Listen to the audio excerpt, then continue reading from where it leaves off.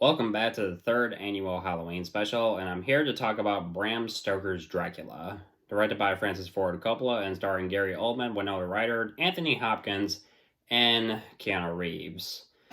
First, right before I get more into the plot as well as some spoilers, I want to tell you a little bit about my history with this movie. Um, I didn't watch it until I think I was at least like 8 or 9 years old at the time of I was at the time big on horror movies and especially ones with vampires. There was only like a select few that my parents would let me watch in terms of content, but I mean, mostly when there was like some R-rated vampire movies that were on TV but were edited in terms of content. Bram Stoker's Dracula mostly came to my attention when I remember one time when I was, I must have been in like second or third grade. I found this book, mostly involving like vampires and Dracula and all that. So I like looked through pictures and I see a picture of Gary Oldman as Dracula, and I'm like, this is pretty interesting. So I watched the bits of the movie with my dad, and back when I was a kid, there were certain. I mean, even though I did like vampire movies, for some reason, blood made me almost faint. I swear I am not making this up. This is true. I mean, whenever I saw blood, and especially when I went to the zoo and I saw vampire bats feeding on blood, I would start to sweat and I would faint. And I know what you all are thinking. You're probably like, why would you faint or sweat? I mean, why would you sweat or faint if you like these movies when you were a kid? Honestly, I asked myself the exact same question because how would I like all that shit if that would happen to me? It's just, uh, honestly, I don't know. So, since my first experience was not really all that good, years later, I think when I was like at least 10 or 11, I gave it a second try and I thought the movie was really good. And since then, it's always been one of my favorite adaptations of Dracula.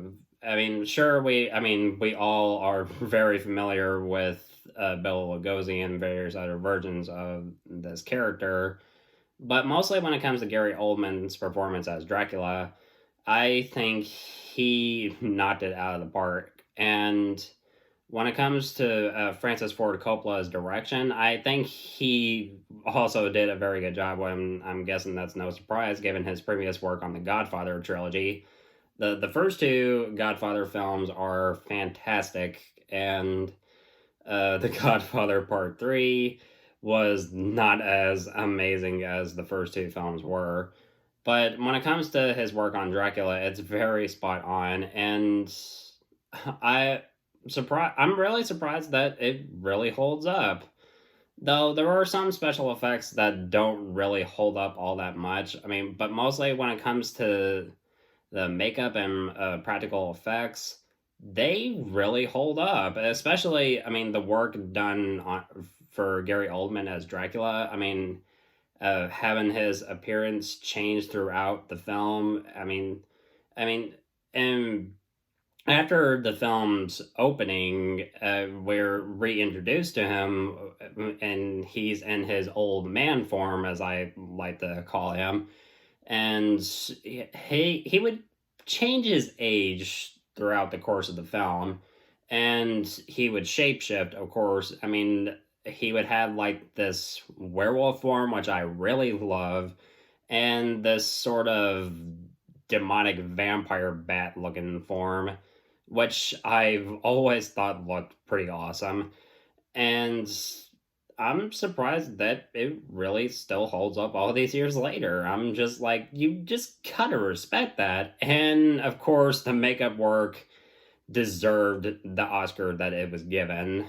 One of the reasons I think this film is one of the best versions of Dracula that we had over the years, it's much more than just a vampire movie. It's more of a tragic love story. And right from the get-go, you get that feeling right after the opening scene of the film.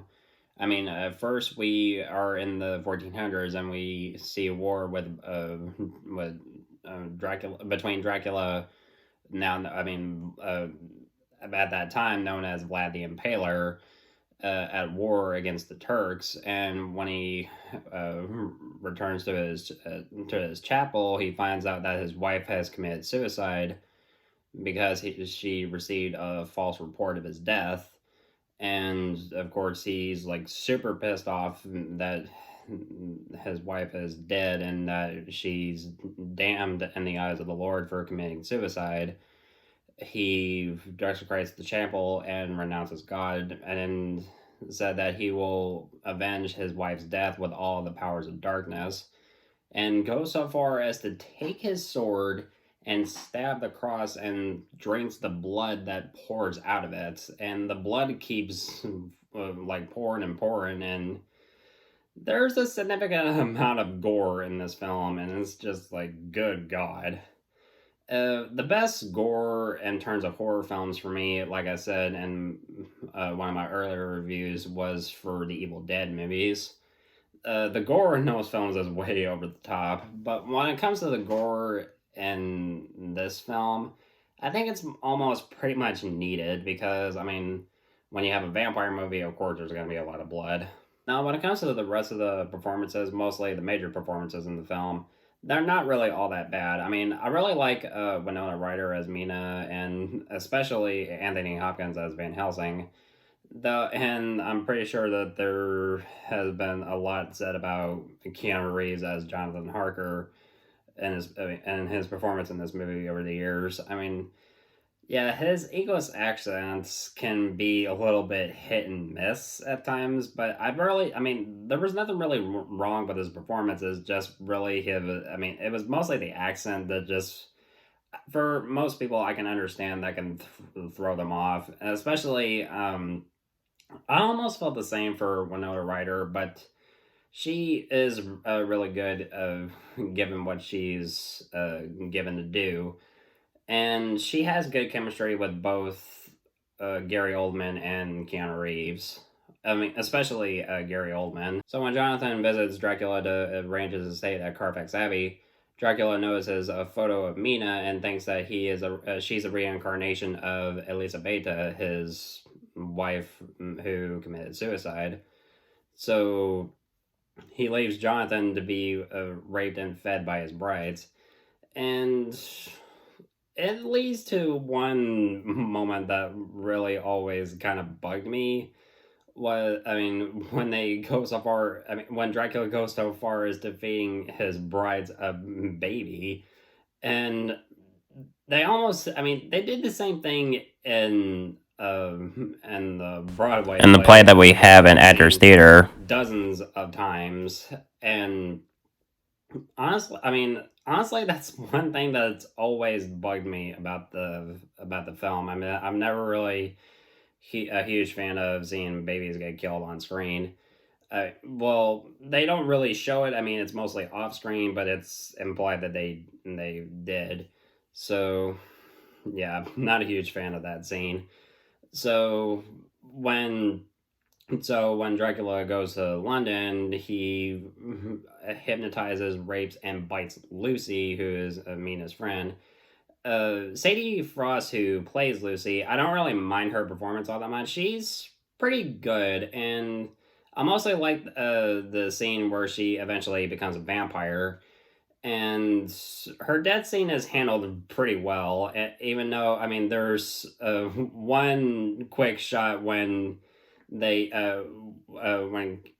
Ells like drives a stake through her heart, and you could tell that, I mean, that the body that they replaced Sadie Frost's, I mean, the model, I mean, it's completely fake. I mean, you can tell. I mean, if you pay close attention enough, you can tell that that it was a dummy or of sorts, and it was a complete giveaway. But still, I mean, her death scene was pretty well handled, and the effects. I mean, I'm surprised that they really hold up. Pretty much every scene with Anthony Hopkins is pure gold, and he's mostly the main narrator throughout the film. And there, I mean, he's not like the only narrator throughout the film. We also hear Winona Ryder as well as Keanu Reeves. But mostly, I mostly love Anthony Hopkins' performance throughout this entire film, and I've always been a huge fan of his work. And I'm pretty sure a lot of people will mostly fondly remember him as Hannibal Lecter in both Silence of the Lambs and as well as the rest of the films in the Hannibal Lecter series. I mostly love the Silence of the Lambs and Red Dragon. To me, I mean, I just do not acknowledge Hannibal. I mean, for me, that movie doesn't exist. I mean, it could have been better, but still, I mean, it still needed a lot of improvements. So that's my personal opinion. But but mostly when it comes to Anthony Hopkins' performance as Van Helsing, I think his performance is very solid, and almost every word he says is like something you would read from a novel. Because you can tell that Francis Ford Coppola is doing his best to respect the source material. And I remember reading the book when I was a kid, and I love the book, and I love various of adaptations that we've had over the years in regards to film. And of course, And I love the play that Broadway we have play at that we Actors have Theater in Louisville. playing in Louisville, which I've seen dozens of times since I was a kid. I mean, I first saw the play right around when I was 10 years old, and it's always been one of my favorite showings. And the score by Wojciech Kilar is absolutely beautiful. It's one of the few best. It's one of the best horror scores I have ever heard. And throughout the film, I mean, it just keeps getting better and better and better, especially towards the end credits. The main theme is something that you probably have heard of in various different types of trailers. And when I was a kid, I recognized that theme from a spot that I watched on a VHS tape when I was a kid. It was when I was watching The Mummy. I mean, the Brendan Fraser Mummy. There was the one with the Universal thrillers as well as the Wes Craven collection. They would play that theme in the beginning of that spot, and they would show like various different types of horror films. And I've always loved that theme, and the score throughout the rest of Bram Stoker's Dracula by Wojciech Kilar, it's amazing throughout the film, and it's pretty underrated for my opinion.